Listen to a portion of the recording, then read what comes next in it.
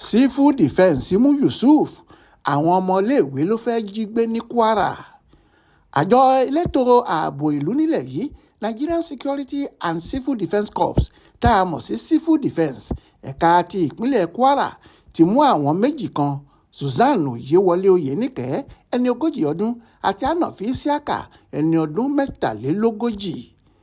Ayédèrú déètì tí ohun mímu Vitamilk Energy yóò expire téèyàn ò gbọ́dọ̀ mú mọ́ ni wọ́n ń tẹ̀sára ohun mímu náà. Àwọn kan ni wọ́n ń pèsè ẹ̀ fáwọn aráàlú, bẹ́ẹ̀ ni wọ́n ló léwu fún ìlera àwọn tó mú un.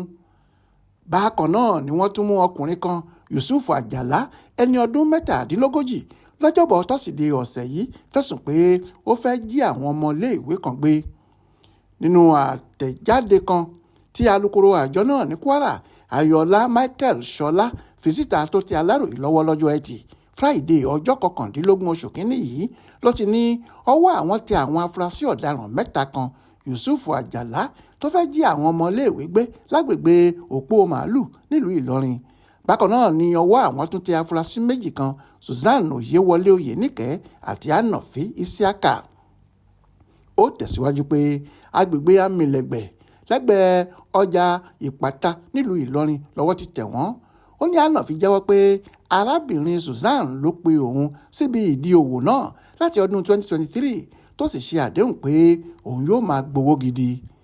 Ayọ̀ọ́lá ní afurasí tó ń jẹ́ Yussuf yìí òun fẹ́ jí àwọn ọmọléèwé gbé ni.